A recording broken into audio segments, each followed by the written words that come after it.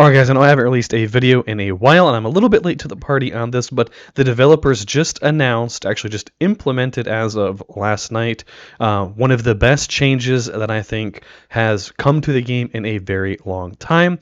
And I want to go ahead and talk about it in case you've been living under a rock and haven't heard the news yet. The developers are removing the United faction mechanic from Rebuilding Glory and Tactics Evolved seasons. That's going to be implemented into all of those seasons that have started after last night's patch. And let's go ahead and talk about why I think that is a wonderful change.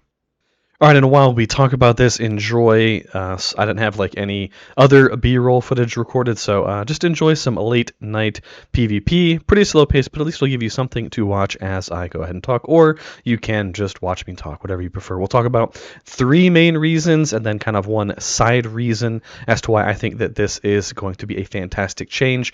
Number one, and I talked about a lot of these, I think, in another video about changes that I would like to see in the game. I released that.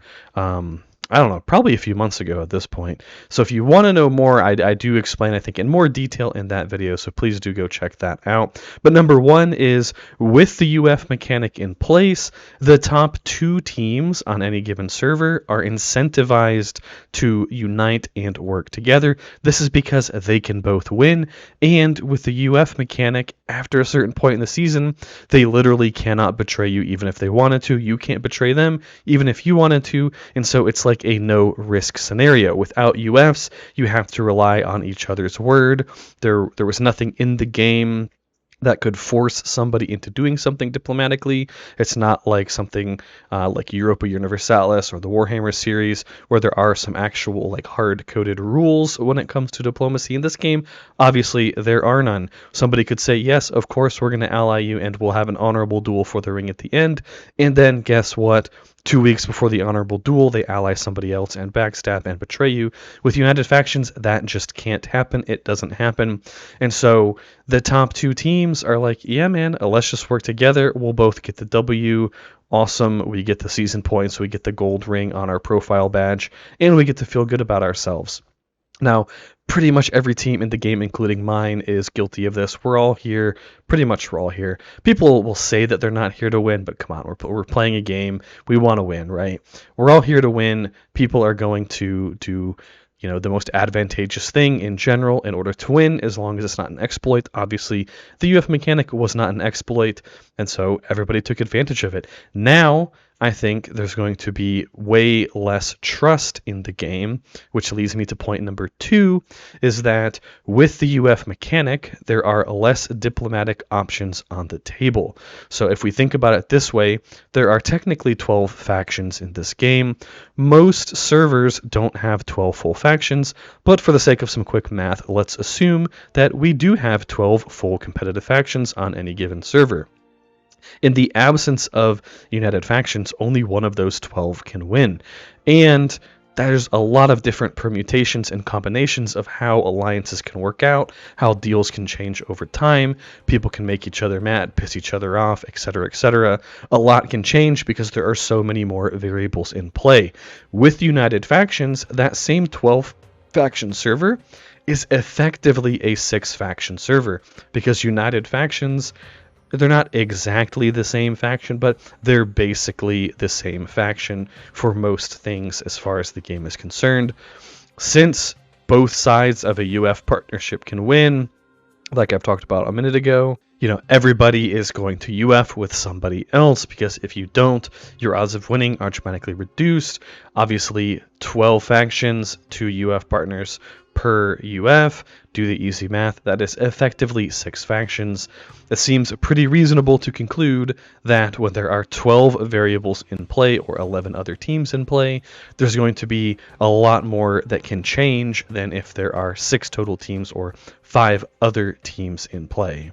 And to add on to the diplomacy angle, due to UFs being between 2 factions, it also essentially puts a rule into place, not a rule, that might not be the right word, but it creates an environment where there have to be a specific number of strong teams on a server in order for it to ever be balanced. For example, if you have 4, 8, or 12 teams, theoretically you can have even sides of UF partners.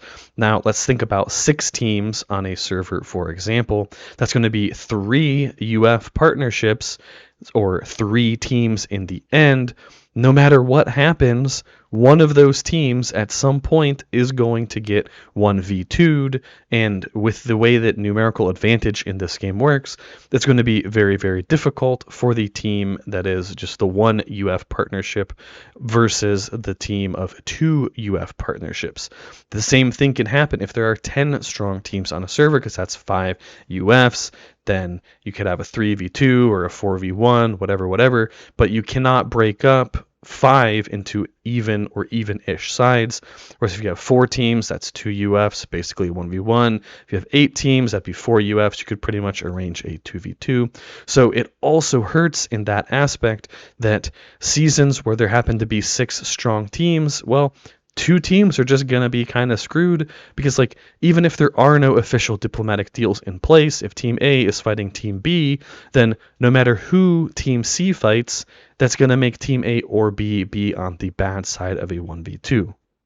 And reason number 3 that I think this is a good change, and almost all, however you want to say it, maybe this is kind of a hot take, a lot of the top teams, including my own, are at least somewhat guilty of this, and that is team stacking. The idea that you will bring 2, 3, or 4 teams all into the same registration, hoping to land on the same server with prearranged factions, and then you just unite with each other. And let's say you bring, like we have done in the past with Ungo and Time and a smaller fellowship called Chill, but they're still awesome dudes. No offense meant to you guys, Chill. They're newer players, so they're not like super duper strong, most of them, just because, you know, newer accounts are going to be weaker than us old fogies that have 10 seasons under our belt.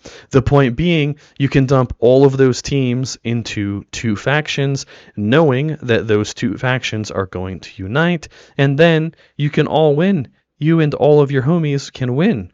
And on most servers, if you have a total of 3 or 4 reliable teams that you know are strong, that you know you can count on, that you know aren't going to backstab you randomly or screw you over randomly or anything like that, that's usually enough strength to just completely dominate a server just on your own, because there would have to be at least 4 strong teams on the other side of the arena, and on a lot of servers, there simply aren't. If you happen to be bringing 4 strong teams into a server, and let's say there's only 2 or 3 other strong teams in that registration, those 2 or 3 other teams, they just get to lose, I guess. Congratulations to them, as I suppose you should have registered for a different campaign.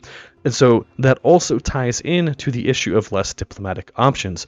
When you have these larger groups in the game that are bringing multiple teams into the same registration with the express intent of always playing with each other no matter what, then unless you're on a server that has a whole bunch of other teams, there aren't even any diplomatic options, because guess what? Why would me and all of my homies not team up with each other when we have a long rapport of seasons together, we like each other, we've worked together, etc., etc.? Why would we team up with you and fight each other when we can just team up with each other and win? Now, you could make the argument that, oh, well, it would be a boring server, yada, yada, yada. Well, like I explained in the first reason that I think this is a good change, people want to win. At the end of the day, we're here to win. People spend tens of thousands or even $100,000 plus on this game. Most people who are going to be spending that kind of money don't want to sign up and have 0 tiles all season and be unable to play the game. They're here to win. They want to win. They're going to do what it takes to win. That's just how the world works.